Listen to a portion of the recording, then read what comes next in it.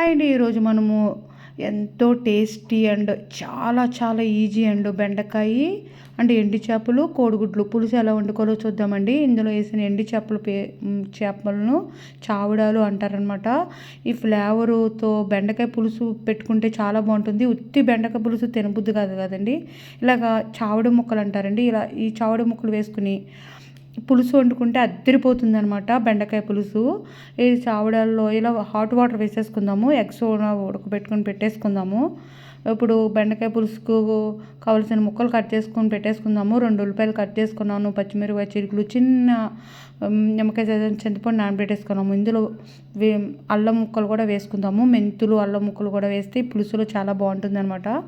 మళ్ళీ దాకా పెట్టేసుకొని ఆయిల్ వేసుకుని కొద్దిగా పసుపు వేసుకుని కోడిగుడ్లు వేయించుకుని తీసుకొని పక్కన పెట్టేసుకుందాము.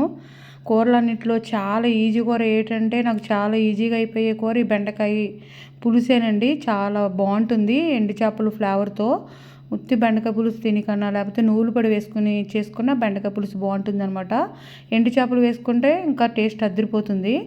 ఇప్పుడు కోడిగుడ్లు వేయించుకొని పక్కన పెట్టేసుకున్న తర్వాత అందులో పించాప్ మెంతులు, పచ్చిమిరపకాయ చీరికలు, చిన్నగా కట్ చేసుకున్న అల్లం ముక్కలు, ఉల్లిపాయ, ఉప్పు వేసుకుని ఆనియన్స్ సాఫ్ట్గా మగ్గించేసుకుందాము. ఈ మగ్గే లోపల మనం బెండకాయలు కట్ చేసుకుందాము. లేత బెండకాయలు అయితే చాలా బాగుంటుంది బెండకాయ పులుసుకండి. ఇలా బెండకాయల ముక్కలు కూడా కట్ చేసేసుకొని ఆ ఉల్లిపాయలు వేగిన తర్వాత బెండకాయ ముక్కలు కూడా వేసేసుకుందాము. కారం కూడా వేసుకున్నానండి. 1 స్పూన్నర కారం వేసాను. స్పూన్నర కారం కూడా వేసి కలుపుకొని మనం తీసుకున్న చింతపండు పులుసు కూడా తీసుకుని వేసేసుకుని మనం పక్కన పెట్టుకున్న కోడిగుడ్లు వేయించుకుని పక్కన పెట్టుకున్నదండి. కోడిగుడ్లు ఎండి చేపలను కూడా వేసుకుని జస్ట్ బెండకాయ ఉడికితే కూర అయిపోతుంది అంతే. ఇలా 5 మినిట్స్ మూత పెట్టుకుని మగ్గించేసుకుందాము. చాలా బాగుంటుంది అనమాట.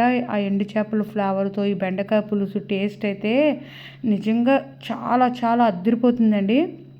మీరు కూడా ఒకసారి ఈ విధంగా ట్రై చేయండి. ఈ బెండకాయ చావుడు ముక్కలు అంటారు. చావుడు ముక్కలు ఎండు చేపలు అనమాట. ఇలా కోడిగుడ్లు వేసి ట్రై చేయండి. చాలా బాగుంటుంది. ములక్కడ వేసుకున్న చాలా బాగుంటుంది. ఎంతో టేస్టీ ఎండు చేప వేసి చేసిన కోడిగుడ్లు బెండకాయ పులుసు రెడీ అండి. అద్దరిపోతుందండి.